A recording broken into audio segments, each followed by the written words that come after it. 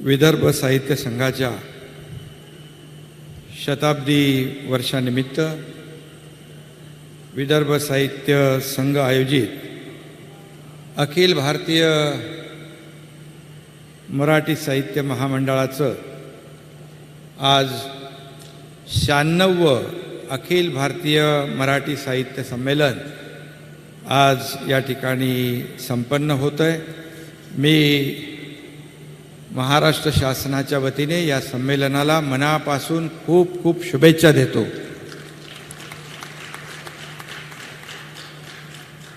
आणि आजच्या या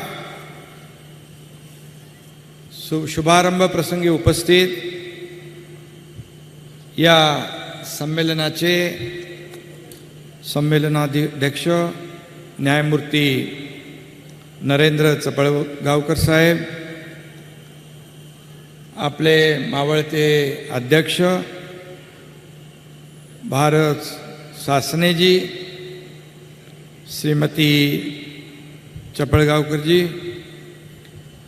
माजी खासदार व स्वागताध्यक्ष दत्ता मेघेजी, पद्मश्री डॉक्टर विश्वनाथ प्रसाद तिवारी जी, डॉक्टर कुमार विश्वास जी,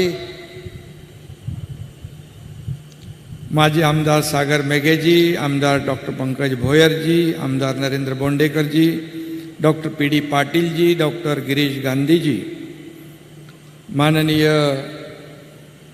उषाताई तांबे जी, डॉक्टर उज्ज्वला मेहेंदळे जी, प्रवीण दाते, विलास मानेकर, प्रकाश पात्रे, रवींद्र शोभने, आमचे मुंबई आणि ठाण्याचे नरेंद्र पाठक जी, डॉक्टर अभ्युदय मेघे, डॉक्टर विलास देशमुख, विकास लिमये, रमेश वंसकर, संजय इंगळे आणि जिल्हाधिकारी कर्डिले, व्यासपीठावरील सर्व मान्यवर, विदर्भ साहित्य संघ, अखिल भारतीय मराठी साहित्य महामंडळाचे सर्व सदस्य, पदाधिकारी आणि विद्यार्थी, कवी, पत्रकार, विदर्भातील तसेच महाराष्ट्रातील या ठिकाणी उपस्थित साहित्यप्रेमी, रसिक वर्ग, पत्रकार मित्र, मी सगळ्यांना मनापासून पुन्हा एकदा खूप खूप आजच्या या संमेलनाच्या शुभारंभ प्रसंगी स्वागत आपलं करतो, शुभेच्छा देतो आणि आपल्या सगळ्यांचं अभिनंदन देखील करतो। खरं म्हणजे कुमार विश्वास जी, आपको हमें सुनना था, फिर जरूर सुनेंगे, लेकिन आपने जैसे कहा था कि आज ये पूरा कार्यक्रम का आयोजन हमारे साहित्य सम्मेलन के पास था, इसलिए, और आपने कहा, खरं म्हणजे आज ही साहित्य नगरी या ठिकाणी आज सजली आहे आणि आज खरं म्हणजे साहित्याची पंढरी असं म्हटलं तर वावगं ठरणार नाही। आणि आज हे आपलं 3-4 दिवसाचं जे साहित्य संमेलन आहे, या साहित्याचा जो काय या ठिकाणी अजर आपल्याला गजर होतोय, त्या ठिकाणी आपल्याला मी मनापासून खूप खूप शुभेच्छा देतो। खरं म्हणजे आज आपण पाहिलं तर त्यांचं काय म्हणणं आहे ते आपण ऐकून घेऊ। शेवटी हे सर्वसामान्य लोकांचं सरकार आहे, सर्वसामान्य लोकांना न्याय देणारं सरकार आहे, त्यामुळे जरूर आपण ऐकून घेऊ। आणि खऱ्या अर्थाने आज खरं म्हणजे हे साहित्य संमेलन आहे, आपल्याला आपले विषय मांडायला वेगवेगळे व्यासपीठ आहेत, परंतु या साहित्य संमेलनामध्ये हे 3 दिवसाचं साहित्य संमेलन देशभरातून इकडे विविध भागातून जे साहित्यिक आलेत, आपले मान्यवर आलेले आहेत, त्यांचं आपण स्वागत केलं पाहिजे. शेवटी सरकार हे तुमच्यासाठी 24 तास सरकारची दारं उघडी आहेत. त्यामुळे हे विषय आपल्याला बोलायला वेगळं व्यासपीठ आहे. एवढंच मी या प्रसंगी आपल्याला सांगू इच्छितो. कुणाचाही आदर करण्याची माझी बिलकुल इच्छा नाही. परंतु आज कुमार विश्वास जी यहाँ सभी साहित्यिक उपस्थित हैं, देश भर से सब यहाँ मौजूद है. और आज पूर्ण हे आजचं राज्य जे आहे हे साहित्यिकांचं राज्य आहे. आणि म्हणून आम्ही इकडे पाहुणे म्हणून आलेलो आहोत. आणि आपल्या या साहित्य नगरीमध्ये, साहित्य संमेलनामध्ये कुठंही सरकारचा हस्तक्षेप आम्ही करणार नाही, केला नाही. आणि मगाशी केसरकर साहेबांनी त्या बाबतीमध्ये उल्लेख केलेला आहे. खरं म्हणजे साहित्य हे सर्वश्रेष्ठ आहे. महाराष्ट्र ही संतांची भूमी आहे, साहित्यिकांची भूमी आहे. अनेक साहित्यिक या महाराष्ट्राने दिले.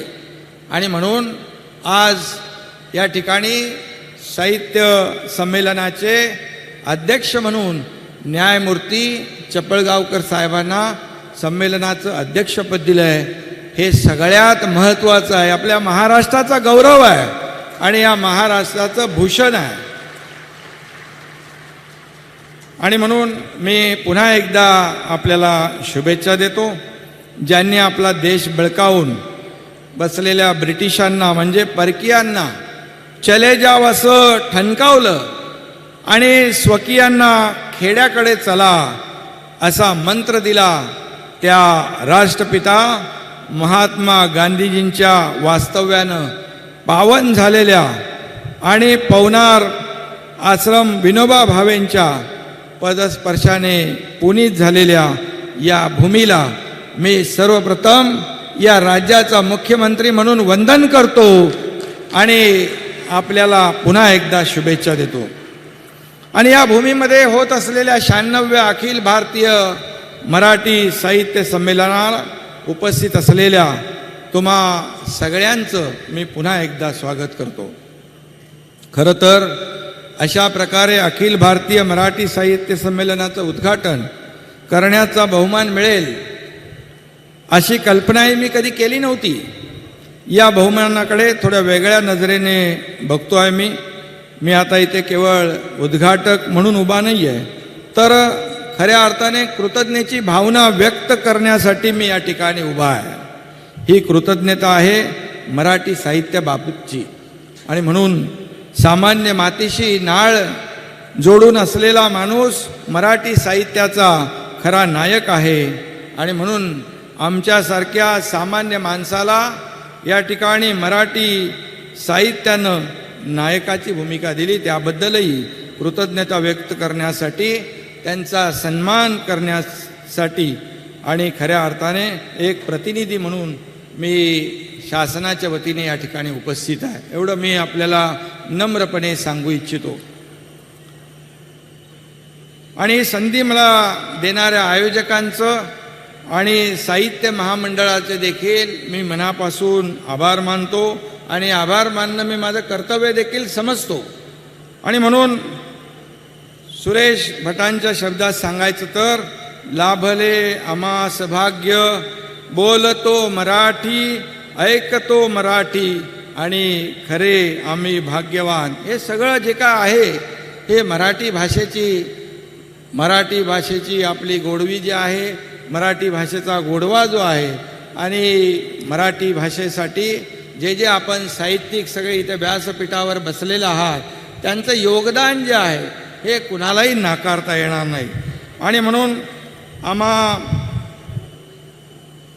खरं म्हणजे या राजकारण्यांसाठी, समाजसेवकांसाठी गर्दीची सभा हे काही विशेष त्याला महत्त्व नसतं, पण आज आणि एकूणच अखिल भारतीय मराठी संमेलनाला जमणारी गर्दी म्हणजे खरोखर एक विलक्षण गोष्ट आहे.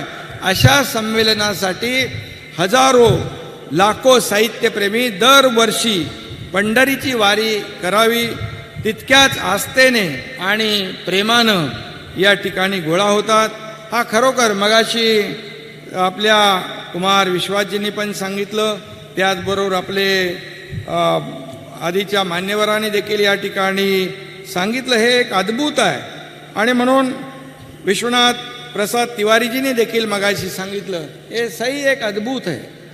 आणि ही आपली संस्कृती आहे आणि ही संस्कृती आपल्याला जोपासली पाहिजे.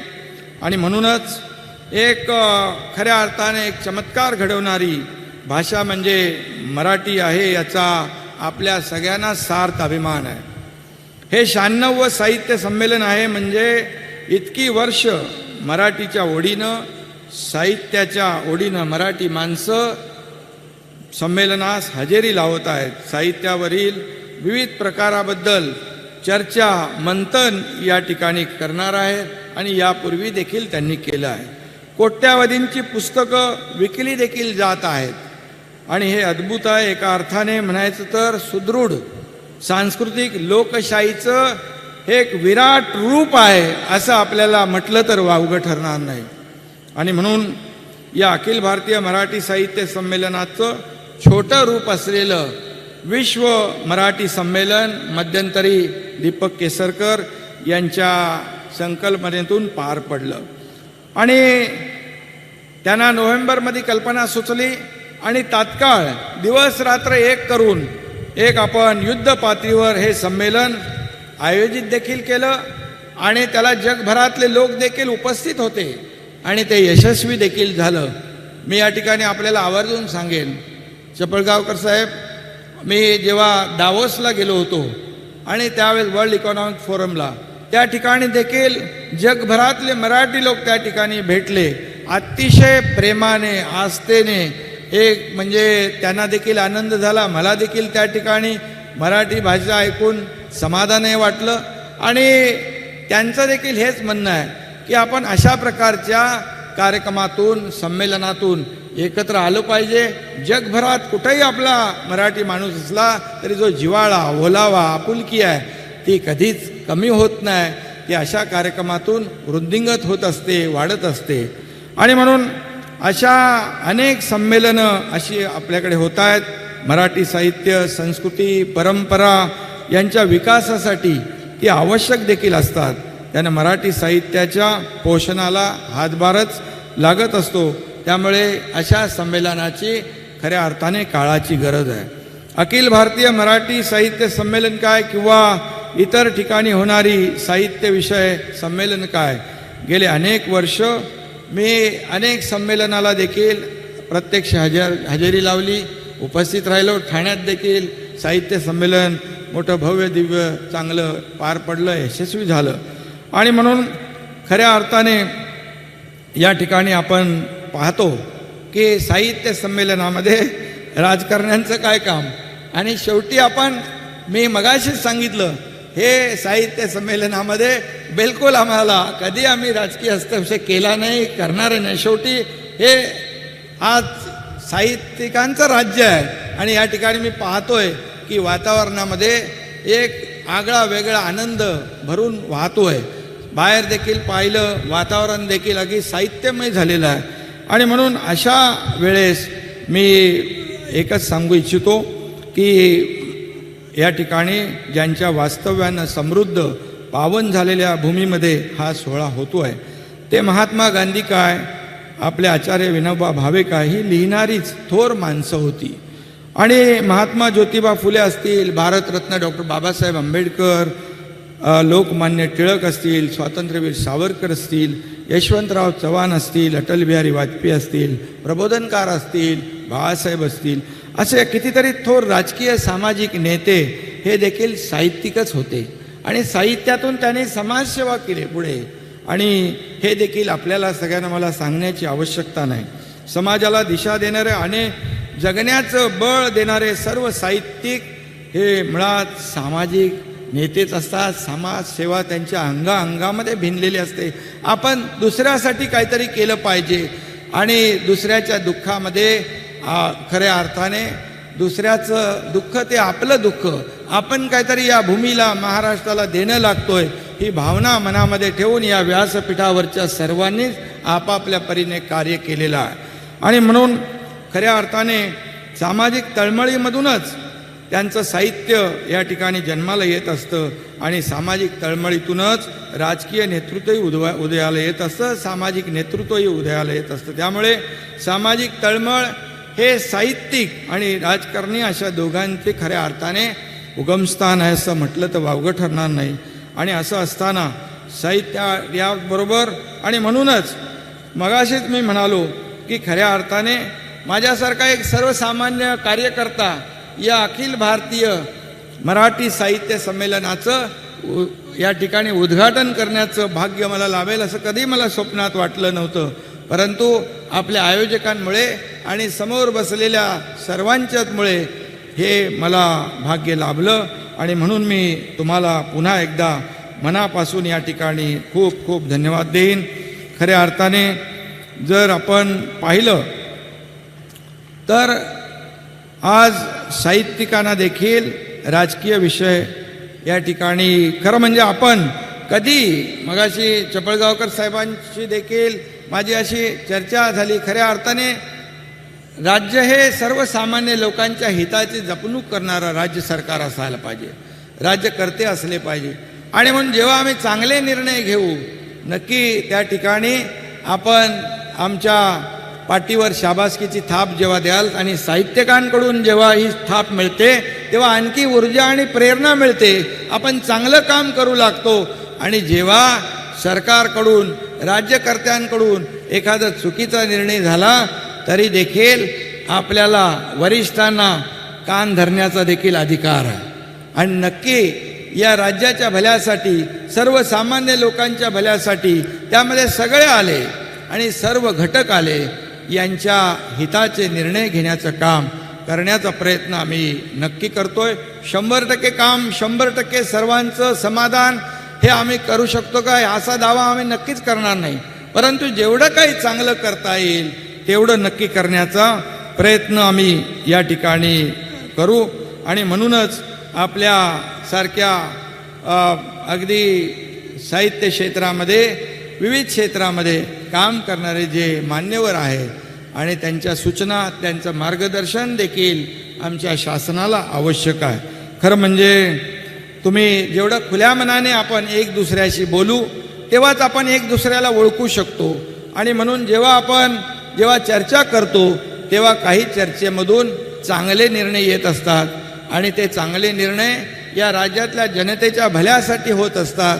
आणि म्हणून याची देखील आवश्यकता आहे. आणि म्हणून साहित्यिकांचं समाजात लोकांच्या मनात आणि आमच्याही मनामध्ये एक विशेष आदराचं स्थान आहे. त्यांनी मगाशी म्हटल्याप्रमाणे केलेली पाठराखण देखील आमच्या दृष्टीने महत्त्वाची असते आणि त्यातून लोकसेवेच्या व्रताला आणखी बळ मिळतं हे देखील मी या ठिकाणी आवर्जून सांगतो.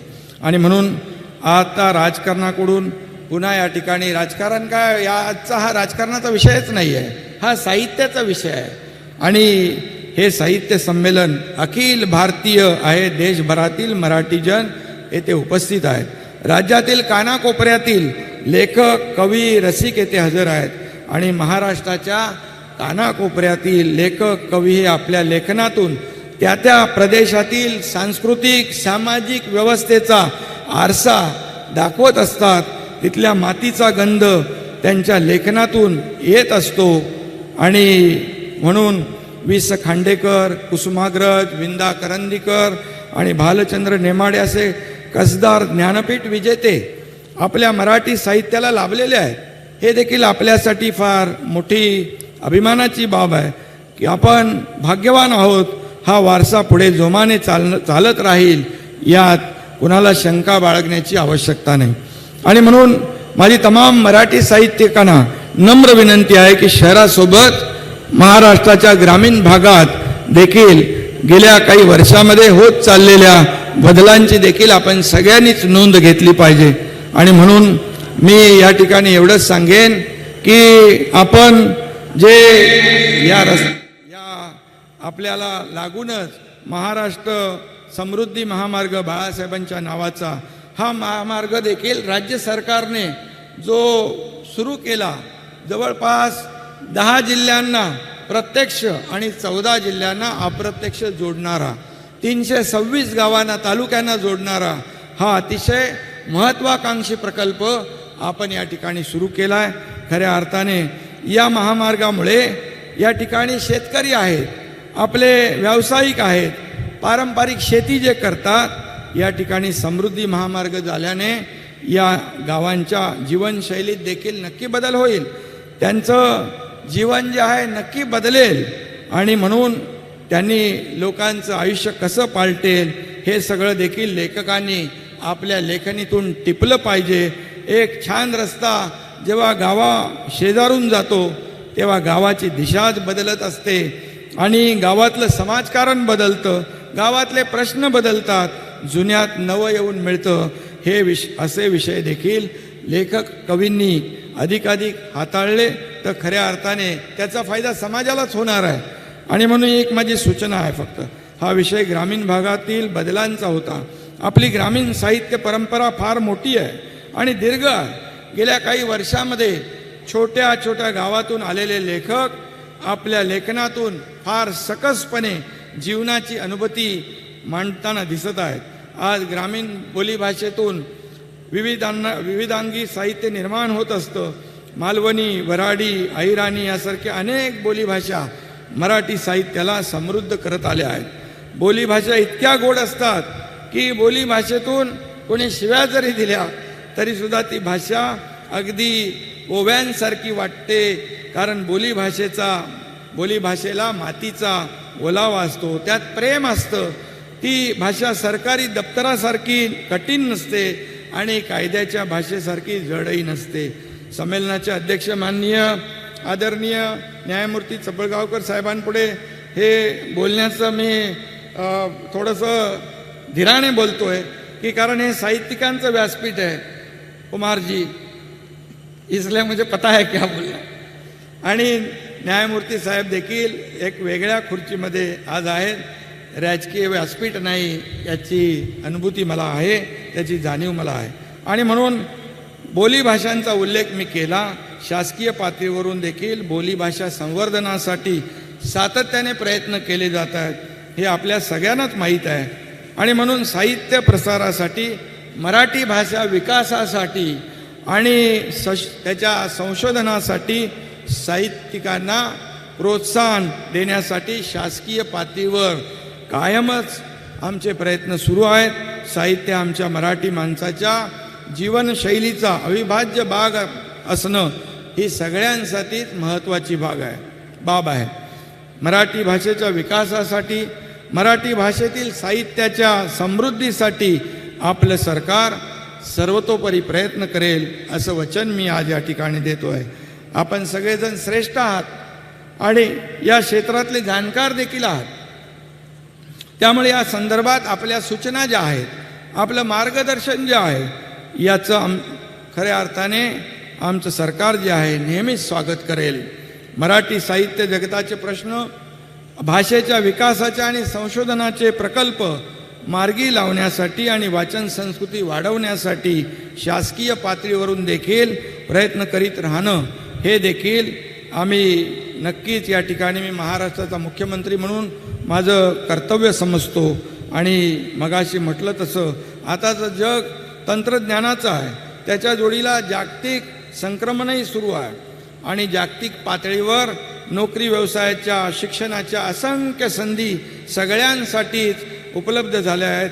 आपल्या महाराष्ट्रातून हल्ली तर शिक्षण आणि नोकरीनिमित्त विदेशामध्ये जाण्याचं प्रमाण दिवसेंदिवस वाढतं आहे आणि वर्षाकाठी जवळपास 2 लाखाच्या वर मराठी तरुण विदेशात जात आहेत आणि तितकेच तिकडे त्याच्यापैकी बऱ्यापैकी स्थिर स्थावरही होत आहेत. मला वाटतं खरं म्हणजे हा ओघ जो आहे, हा ब्रेन ड्रेन थांबवण्यासाठी आपण सगळ्यांनीच मिळून प्रयत्न केले पाहिजे. परदेशात संधी आहे खरं आहे, पण आपली मराठी माती ही सुपीक आहे. येथे देखील मुबलक संधी आहेत. परदेशात जाणाऱ्या तरुण पिढीला येथेच आपल्याकडे वळवून आकर्षित करून थांबवून या मातीच्या विकासासाठी, पर्यायाने स्वतःच्याही विकासासाठी काय प्रयत्न करता येतील काय पर्याय शोधता येतील याचा देखील विचार समाजाच्या एका प्रत्येकाने एक जबाबदार घटक म्हणून आणि साहित्य संमेलनात देखील साहित्यिकांना देखील विचारवंतांना देखील माझी विनंती आहे की आपण सगळ्यांनी मिळून हा प्रयत्न केला पाहिजे. आपल्या देशात राज्यात अनेक प्रेरणादायी व्यक्तिमत्व होऊन गेली आणि त्यांच्या यशोगाथा साहित्यामध्ये हाताळण्याचं प्रमाण अधिक व्यापक करता येईल का? देश विदेशातील अन्य भाषांमधील मौलिक संशोधनात्मक चरित्रात्मक विकासात्मक प्रेरणादायी साहित्य आपल्या मराठीत मोठ्या प्रमाणावर अनुवादित करता येईल का याचा देखील आपण विचार केला पाहिजे. या गोष्टी कदाचित आपल्याला छोट्या ढोबळ वाटतील, पण अशा छोट्या छोट्या गोष्टी अनेकदा समाजामध्ये अनेक मोठे बदल घडवून जातात आणि आपल्याला सगळ्यांना त्याच्यावर विश्वास आहे. अखिल भारतीय मराठी साहित्य संमेलन शतकाकडे वाटचाल करते. आजवरची 95 संमेलनं मराठी माणसाचं जगणं समृद्ध करत आली. इथल्या संतांनी, लेखकांनी, कवींनी, विचारवंतांनी महाराष्ट्राचं मराठी माणसाचं मन समृद्ध केलं आहे. या सगळ्या प्रतिभावंतांचं मराठी माणसावरचं हे ऋण जे आहे कधी न फिटणारं ऋण आहे, एवढंच मी या प्रसंगी सांगू इच्छितो.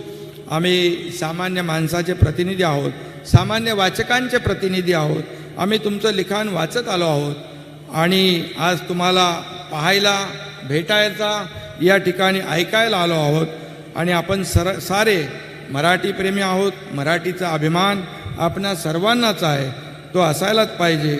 आणि म्हणून आपल्या राष्ट्रगीताप्रमाणेच आपण आपल्या राज्य शासनाने राज्यगीतही आपल्याला हवे अशी चर्चा झाली आणि राजा बडे यांचं जय जय महाराष्ट्र माझा हे गीत आपण अगदी आता त्याचा स्वीकार केला आहे आणि त्या राज्यगीतानुसार गरजा महाराष्ट्र माझा असाच गरजत राहू अशी देखील शुभेच्छा सदिच्छा आपल्या सगळ्यांच्या वतीने या ठिकाणी व्यक्त करतो.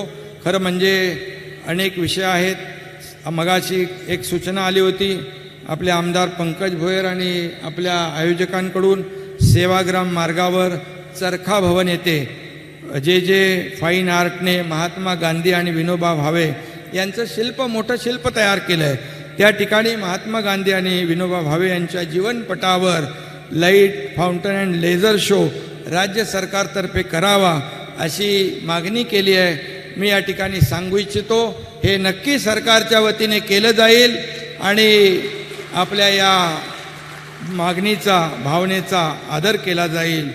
आणि त्याचबरोबर महाराष्ट्राबाहेरील संस्थांच्या पाठीशी खंबीरपणे सरकार उभं आहे.